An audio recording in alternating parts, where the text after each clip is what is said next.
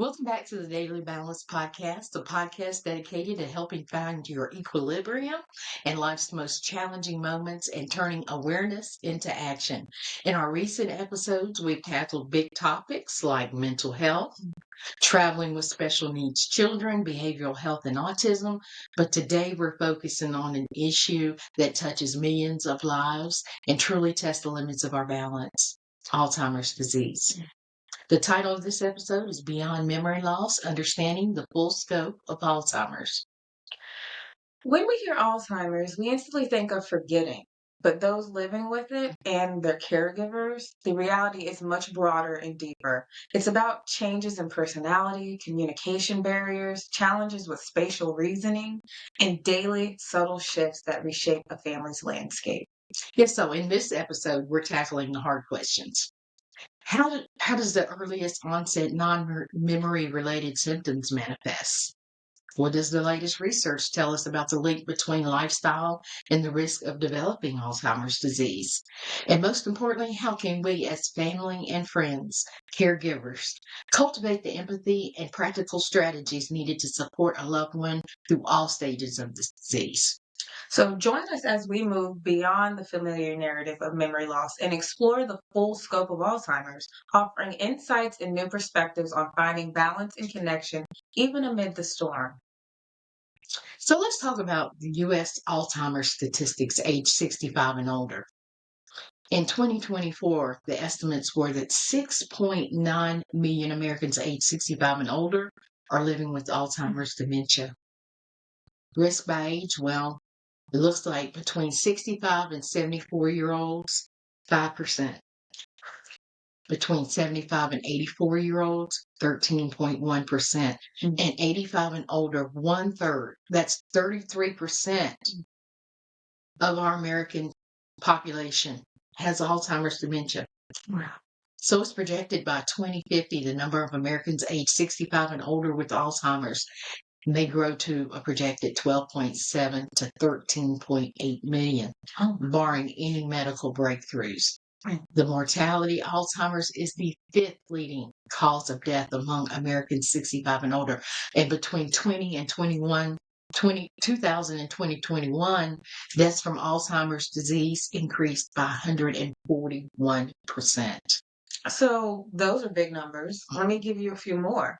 Total U.S. costs in the 2024 projection, the total cost for caring for people with Alzheimer's and other dementia in the U.S. is projected to reach $360 billion in 2024. Wow.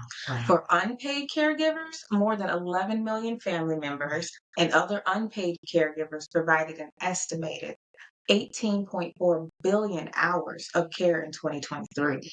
The value of unpaid care, this unpaid caregiving was valued at approximately $346.6 billion in 2023. That's crazy. Wow. Let's talk about the affected groups. By sex and gender, approximately 2/3 of Americans with Alzheimer's are women. Oh, goodness. So, and if you get this one, the race and ethnicity part, older Black Americans and Hispanic Americans are at higher risk of Alzheimer's or other dementia compared to older white Americans. Well, we're going to get some answers today. So joining us today, we have Katherine Lambert, who is a regional VP for the Alzheimer's Association for almost 12 years. Katherine earned her bachelor's degree in political science with a certificate in marketing and management from Duke University. She has achieved a CFRE, Certified Fundraising Executive designation.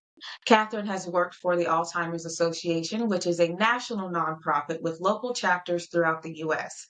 that is leading the way to end Alzheimer's and all other dementia by accelerating global research, driving risk reduction and early detection, and maximizing quality care and support. Welcome, Katherine, and it's a pleasure to have you with us today. Speaking on behalf of the Alzheimer's Association, let's go ahead and dive right in because we have some important information to share with our community today. So joining us today is Katherine Lambert, who is a regional VP for the Alzheimer's Association for almost 12 years. Katherine earned her bachelor's degree in political science with her certificate in marketing and management from Duke University. She has achieved a CFRE, Certified Fundraising Executive designation. Katherine has worked for the Alzheimer's Association, which is a national nonprofit with local chapters throughout the U.S. that is leading the way to end Alzheimer's and all other dementias by accelerating global research, driving risk and reduction for early detection, and maximizing quality care and support. Welcome, Katherine. It is a pleasure to have you with us today, speaking on behalf of Alzheimer's Association. Let's go ahead and dive right in. We have some important information to share with our audience today. Welcome, Catherine. Thank you. So, we're talking beyond memory loss and early detection. So, the scope here. What are the most common non memory related early symptoms of Alzheimer's that families and doctors often overlook? It's such a tricky thing, and none of us want to admit that things change as we age normally, but this is things that are not just related to normal aging. So it could be mood, it could be judgment, it could be social withdrawal, but it's things that are disrupting life. And what I would say is it's things that are unusual for your loved one. So, for example, if someone is a wonderful baker or cook and you go to their Thanksgiving or holiday table and all of a sudden there's a lot of salt in something or the bread isn't exactly right, and you start to go, that's weird. They've never messed up their recipe on this. That might be something to look into. If someone was very good at math and all of a sudden struggles to figure out a tip at a restaurant, that might be a red flag. So again, something that someone has done really well, or it's been a natural talent for them through their life, and then all of a sudden that changes. So those kinds of things, as well as confusion. Sometimes I get confused about what day of the week it is, but truly confusion about maybe season or where they are, or just kind of a disorientation that you have that moment of, okay, that's unusual. And a lot of times we brush it off. And that would be where I would say, when you start to see those things, maybe don't brush it off. Maybe kind of start looking with a different set of eyes. That's some questions, huh? It's a good one. Can you explain the difference between the cognitive changes we see in typical aging versus those that signal potential dementia or Alzheimer's? Well, I recently heard that our brain peaks at the age of 21, so it's a little depressing to know I've been going downhill for 30 years now. But there's a reality that our brain continues to grow, and then we have decline as we age. I'll give an example. I sometimes struggle to come up with a name. We might be talking, and I can visualize the person. I can see what they were wearing, but I cannot come up with their name. But 3 hours from now, Mary's name pops into my head. So that's normal aging. That's, you get up from one room, you go into another, and you can't remember why you're there. But you go back to where you originally were and you see the thing that triggers, and you're like, that's right, I went to go do that. Those things are normal aging, distraction, not focus. It's good to know. Those are the things that we all have. But when you see multiple symptoms, they get worse. They're not caused by, maybe you're on a medication that changes things. Maybe you didn't get enough sleep. You've been sick, you didn't get enough sleep. Those kinds of things can really change our cognition on a temporary basis. But it's where you start to see gradual worsening, continuation, and you have multiple symptoms, or you see multiple symptoms in someone. But what I would say is, if you're concerned, it is always good to say, I'm concerned, and have someone say, don't worry about it, that's normal, versus hoping for the best and it not be the best. Understood. Okay. So, for a family concerned about a loved one, what is the single most important first step they should take? And why is early diagnosis so crucial? So we now have some FDA-approved treatments on the market that can truly slow the progression of the disease. They're not for everyone. They're not indicated for everyone. But what we do know is that they are effective only in the very earliest stages of the disease. So If you think about it, it takes a while to get in with your doctor. It takes a while to get in with a neurologist. From a symptom to an appointment to a diagnosis could be a long period of time that could actually move you out of the window of being a candidate for one of these drugs. So as soon as we're noticing signs, we should be having those conversations. But it is so hard to have these conversations. It is so hard to think of ourselves maybe being the one that is concerned. So there are ways that you can craft that conversation, maybe wording it in a way that doesn't say, I think you have a problem, you should go see a doctor. But, I noticed a specific example. I noticed that the cake didn't turn out exactly right. And it worried me a little. That's your special recipe. Has anything else like that been happening to you? Or how have you been feeling? You don't exactly seem like yourself. Or, I've noticed XYZ and I'm concerned. Have you noticed it? Are you worried? And sometimes that is enough. Sometimes that will just lead to denial, I'm going to be honest, but it will also sometimes for folks, it will open up a conversation. But you can reach out to us. We have a 24-hour a day, 7-day a week helpline, and we can go through how to have that conversation, how to ask those questions. We can help with that. Excellent. I love the support from the beginning. So beyond clinical diagnosis, how can families use Alzheimer's Association resources to frame the conversation with their loved one and reduce the stigma? So I think one of the things is lots of things we talked about can cause memory loss and affect behavior. So getting a full medical evaluation is important. It may not be Alzheimer's. It may be another dementia. It could be a treatable condition, maybe sleep related, medicine related. But early and accurate diagnosis is so important for people to be able to plan. And so, just talking about, maybe it would be peace of mind to go see a doctor and see what's going on. All right. Well, living with the disease and caregiving. Let's get into that. What is the association's best communication strategies for interacting with someone in the middle stages of Alzheimer's, especially, when they're experiencing distress and agitation?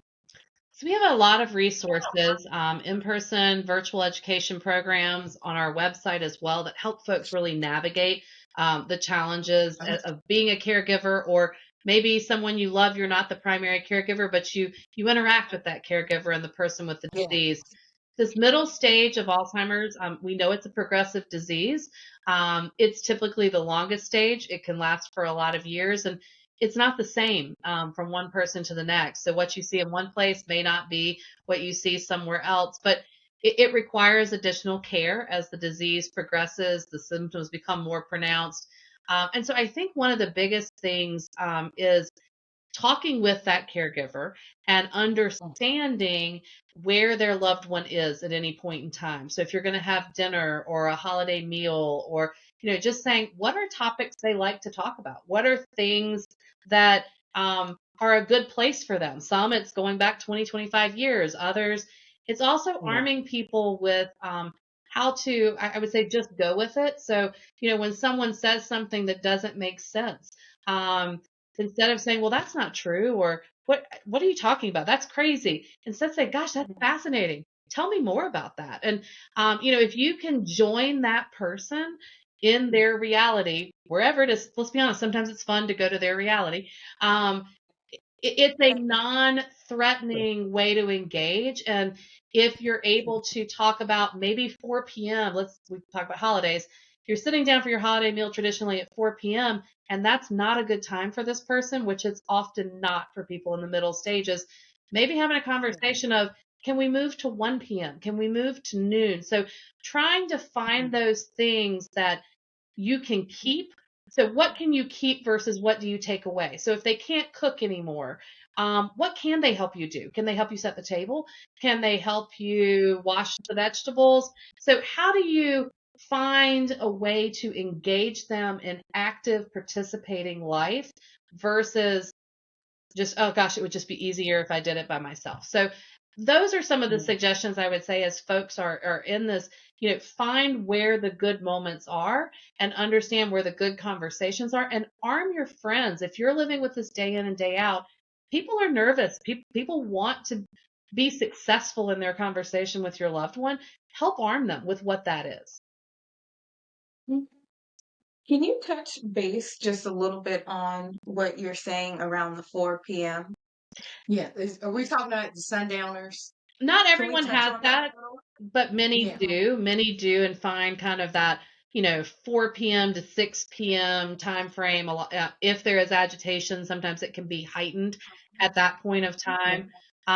We all also have normal biorhythms, and so I love kind of the person-centered care model. So, for example, um, if you never enjoyed getting up at 6 a.m., but 6 a.m. is when someone says, this is when you need to get up and get dressed and eat breakfast, and you've lost your ability to effectively communicate how you feel, and you might show behavioral challenges with that.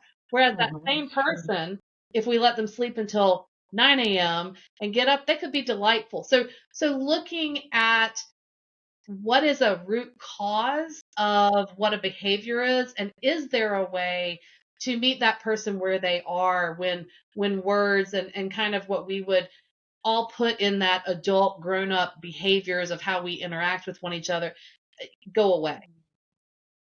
Thank you for touching on that. I was like, where are we going with this 4 o'clock? Just to help the audience a little bit.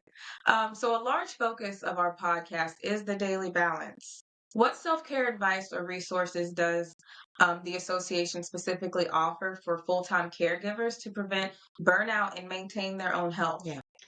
So the data is staggering about caregivers' health, and actually that they tend to ignore that while they're caregiving and frequently find themselves either while they're caregiving or maybe after their loved one has passed with their own significant health challenges. So prioritizing your own care, you get on an airplane and they talk about putting on your oxygen mask first before you help others. Yes. Same thing applies here. You have got to take care of yourself. So, not feeling guilty about if your thing is Pilates or your thing is I go walk, find that thing that brings you the joy. Figure out a way that your loved one is obviously taken care of and cared for in that time, but rely on your network. If many caregivers are in that sandwich generation and that they're caring for parents, they're caring for children in the home, they're working jobs. So, what can you offload when people ask? Take them up on it. But conversely, if we are a friend of a caregiver, don't ask, can I help you? Because the answer will 99% of the time be no. Say, I'm picking up the kids at gymnastics. Can I pick yours up? I'm running to the grocery store. What can I get you while I'm there? There we go. What are things I'm you can fixing plan? dinner. Yeah. I'm fixing dinner for us and I have some extra. I'm bringing it over. That's exactly right. What are things you can do? And then, of course, we have our education programs, our support groups. We have that 24-hour, 7-day-a-week helpline. I'll give that number. It's 1-800-272-3900. And then we have some new things. We have this free mobile app called My Alz ALZ Journey, and it is specifically designed for newly diagnosed early stage individuals with Alzheimer's or dementia and their care partner. And it just helps you in very bite-sized nuggets navigate this journey at your own pace. Can you repeat that number, 800 number again? Absolutely. It's 1-800-272-3900. Wonderful. And what's the app again? The app is called My Alz Journey, and it's for newly diagnosed early stage individuals and care partners. And it's similar information to what's on our website, but instead of going to one place and having just this barrage of data and resources, it's a much more curated path based on where you want to go at any given time. Okay. So could you explain the difference between 24/7 helpline and a local support group? And when should a family call the helpline versus attend a group? So the 24-hour a day, 7-day-a-week helpline is manned by licensed master's levels clinicians. And so these are folks that day in, day out handle calls from all across the country. And so I won't say there's not a situation they haven't seen or heard, but in the thousands upon thousands of calls that they receive, they've probably dealt with a similar situation to what you would be calling about. And so I would say call often. There is no charge to that. And they actually have, a secure database where they're able to see you called 6 months ago and this was what was going on and now this. And so it's like going to your doctor's office. There's that history of your relationship and the journey. And so, it might early stages be, I'm concerned about myself or my loved one, and I don't know how to have the conversation. Then it might be we have a diagnosis and we need a care plan. And then as it progresses, it may change. Your plan works until one day it doesn't. And so, whether it's a crisis situation, whether it's a question, 24 hours a day available. Our local support groups are led by trained volunteers, many of whom have also been on this journey themselves. And it's a group setting for folks to be able to talk about their journey, have that local support from other folks, and we encourage people to do that. We also learned during the pandemic that virtual support groups were actually sometimes really good for caregivers because they didn't have to leave their home. And so many of those have continued post-pandemic as well. So it's a way to connect with others, emotional support from other folks who are going through this as well. So what are the association's top resources or checklists for helping families navigate daunting processes of deciding on in-home care, respite care, or facility care? I think that is one of the toughest decision points in this is how is your loved one safe? The guilt, there are so many emotions around it. There are financial considerations, there are emotional considerations around that. And so one of the things that we have just launched, it's an on-demand program. It's called Transitions in Care, and it offers tips to help caregivers feel more confident and prepared about their care options. Our local Alzheimer's Association chapters, while we are not involved in respite care specifically in delivering that, we certainly partner with many different agencies and resources in the community. And when you call the helpline, they're able to give you some of those resources depending on what path you may want to go down to have some of those conversations with local providers. But that is a deeply personal decision, and making sure that your loved one is safe and cared for, but also that you are as well, and really considering that if someone has aggressive behaviors as a part of their Alzheimer's or other dementia, your own safety could be in jeopardy as well. Wandering can cause a lot of people to find themselves in this situation, or even safety around, common things like the stove and things like that we worry about with someone, being by themselves. So again, our helpline is a great place to have a conversation about what might be happening, and then that transition in care, just to get some tips and resources as well on that journey. So, for individuals living in the early stages of this disease, what programs or activities does the association recommend to maintain engagement, purpose, and even quality of life? So I think the biggest shift that I have seen in my 12 years is what does it mean to be living with this disease? And as we have more and more people diagnosed earlier, I really want to emphasize that word, living with this disease. And so, if you come to one of our walks, everybody gets a flower that represents their connection to the disease, caregiver, you've lost a loved one, and people with the blue flower are living with the disease. And there are more and more blue flowers showing up at our walk, and more who are at a much younger age. And what I would tell you is they're playing tennis. And in fact, tonight, one of my volunteers who's living with the disease is hosting a group of advocates at their home to write cards to members of Congress to thank them for their support. So what I would say is this is not a diagnosis, particularly in the early stages. It is a scary diagnosis, but there is a lot of hope. And there is a lot of life to be lived. And that's what I see this group of folks in the early stage really advocating for, is people to know, I am here. I might have some differences, but I still want to be a participating member. So let them. So focusing on their strengths, keeping that independence, even if it's a smaller independence than before, how do we let them live that life? So, to touch into action, the research, hope, and advocacy for the future, what is Alzheimer's Association current perspective on the new wave of disease modifying treatments like those targeting um, amyloid or tau? What should families understand about their benefits and limitations? So, there is a lot of hope, and it is because of in the last couple of years, are the first disease modifying treatments. So there have been medications that have been FDA approved for a number of years that deal with symptoms. So maybe helping someone be more focused or less agitated, or, sharpen some focus. But these are drugs that the studies have shown that they can actually slow progression. So maybe where someone would have declined, you know, X percent in 1 year, that now happens over 5 years. And people say, well, okay, why is that a win? Well, it's a win because how many more memories is that? Is that a grandchild's birth? Is that a wedding of someone? These are memories. It's another holiday. It's longer to be independent. And those are things that are so important. So there is more coming.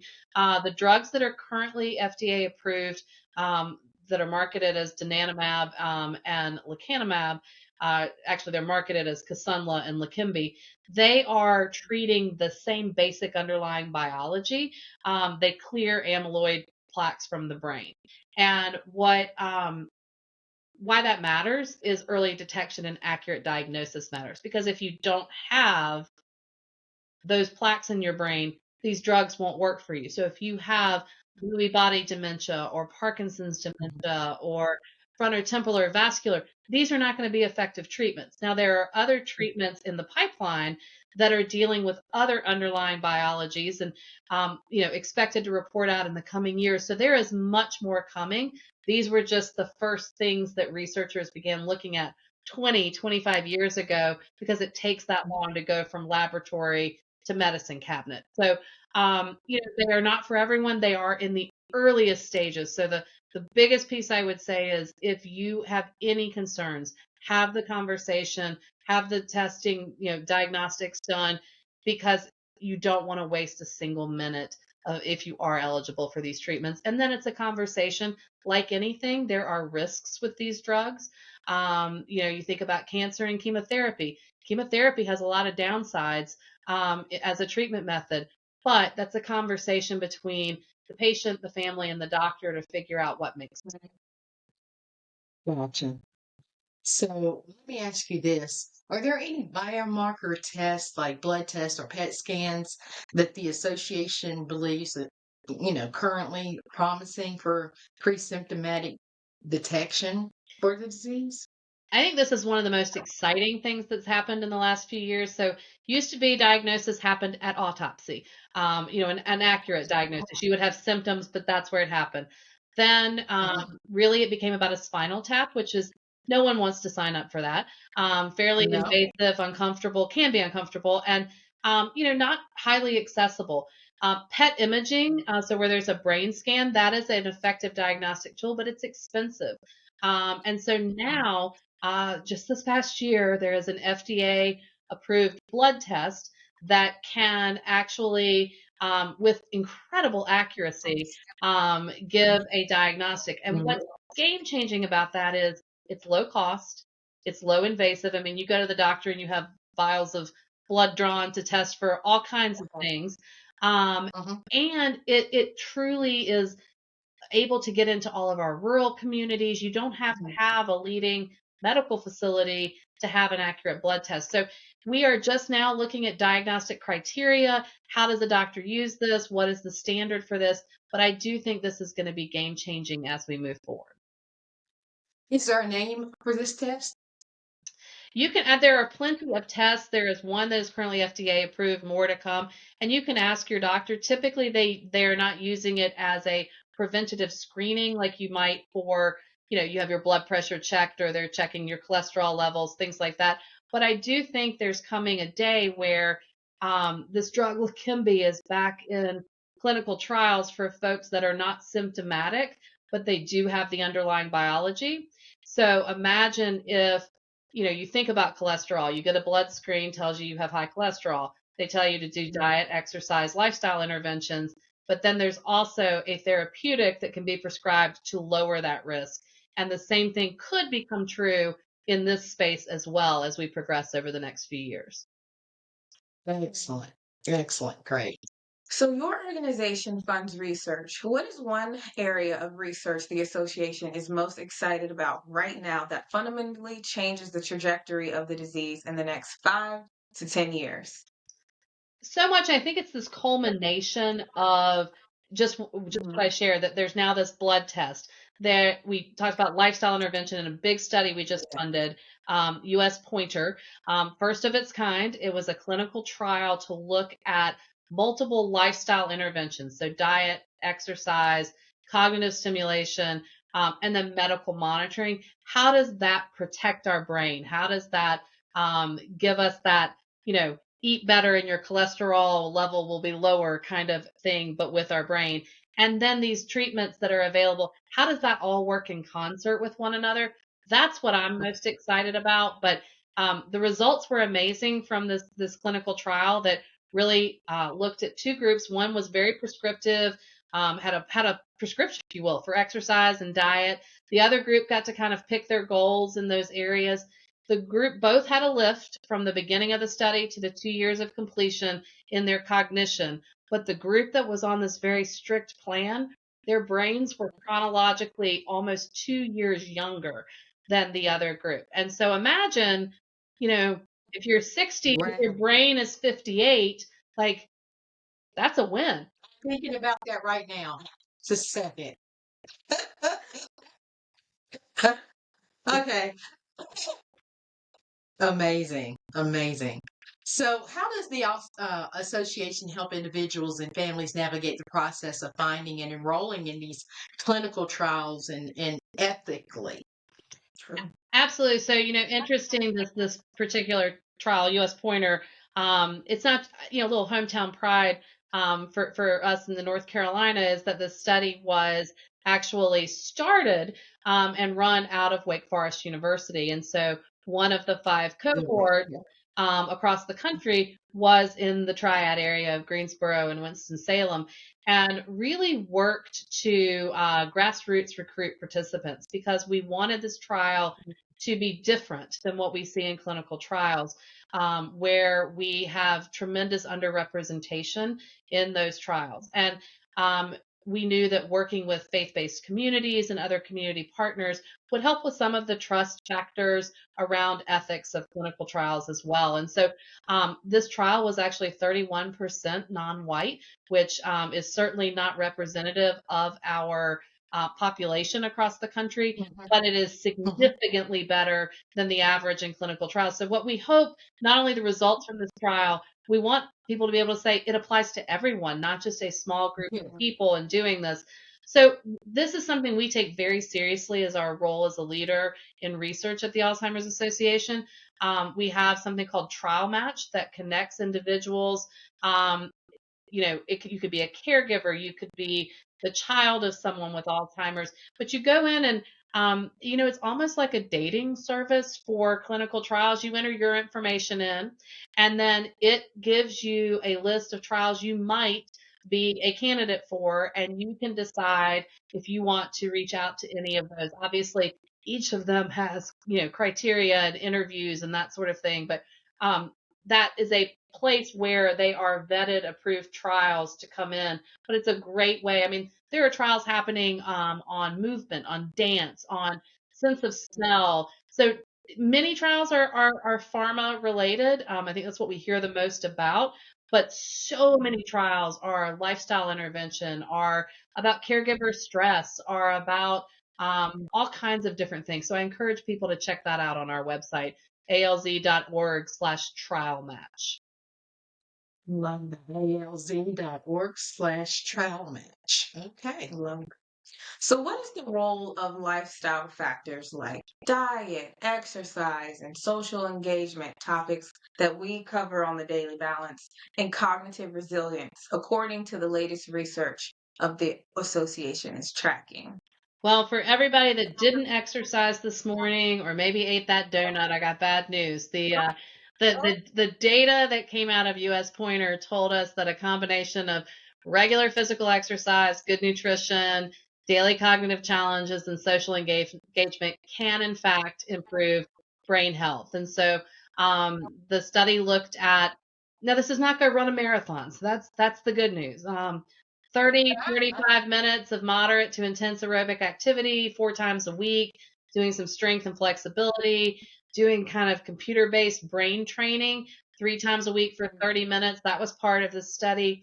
And then really they did adherence to the MIND diet, which is emphasizing kind of that dark leafy greens, berries, nuts, whole grains, olive oil, fish, and it limits sugar, doesn't eliminate, but limits sugar and unhealthy fats, and then making sure you're doing that regular medical monitoring as well. So we do have actually a tool that is, again, brand new in the last 30 days. It's called the Brain Health Habit Builder.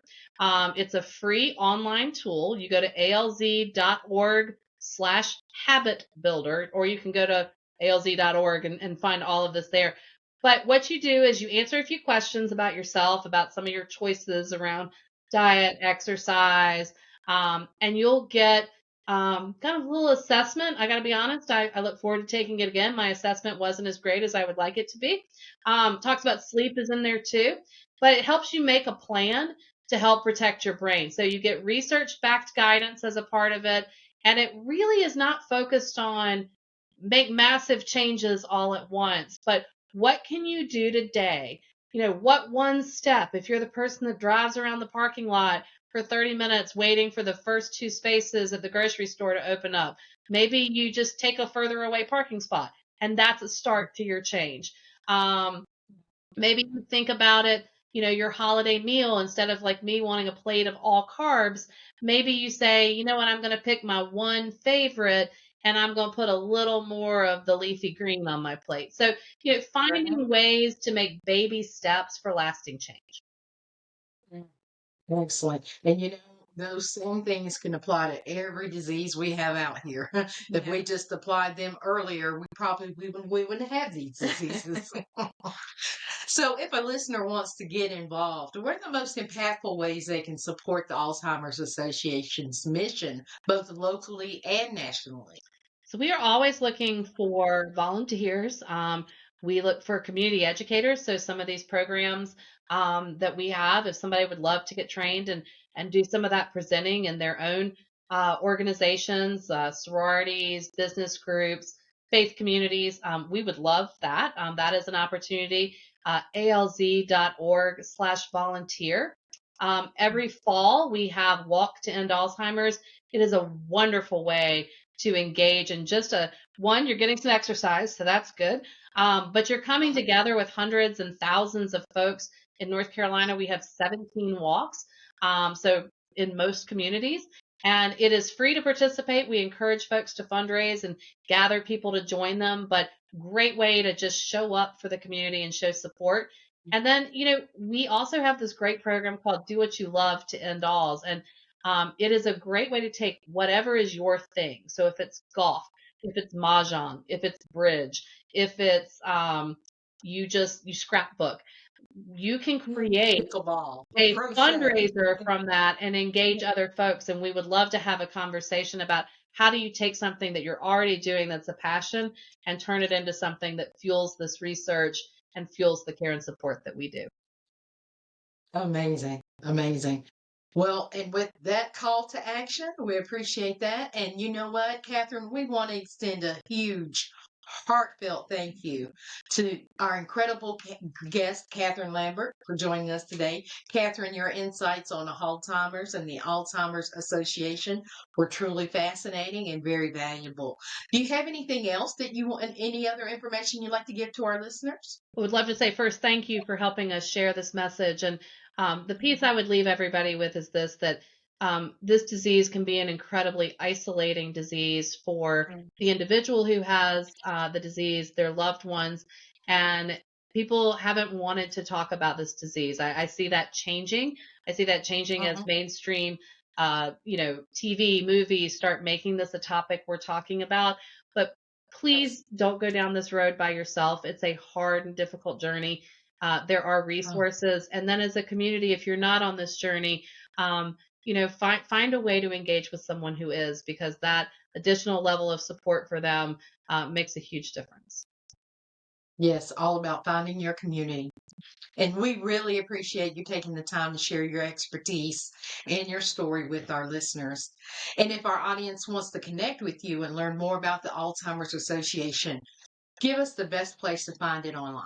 Absolutely. alz.org/North Carolina is a great place to find everything we've talked about.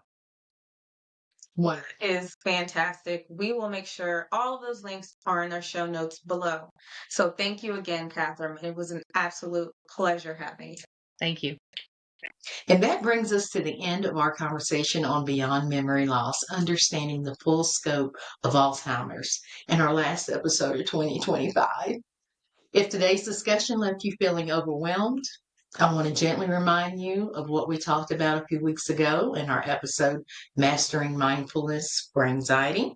Remember, self-care is not selfish. It's the foundation that allows you to care for others. Okay. So take a moment to breathe and acknowledge the weight of this journey.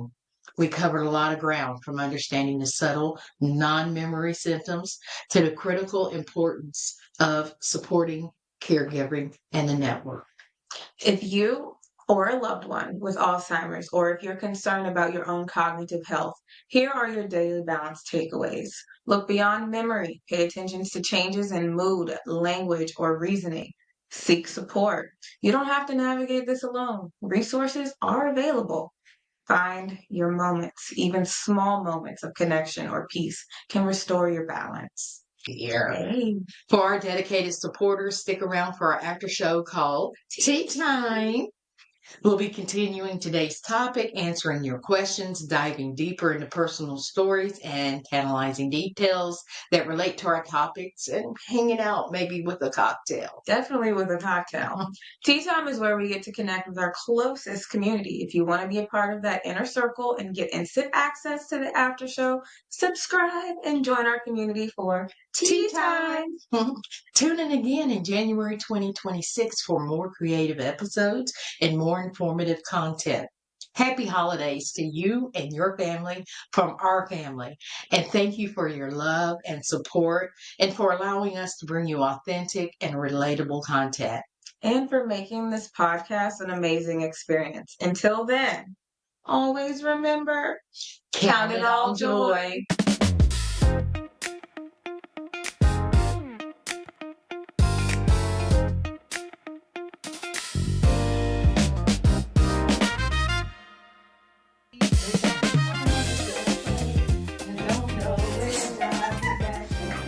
That's it right there.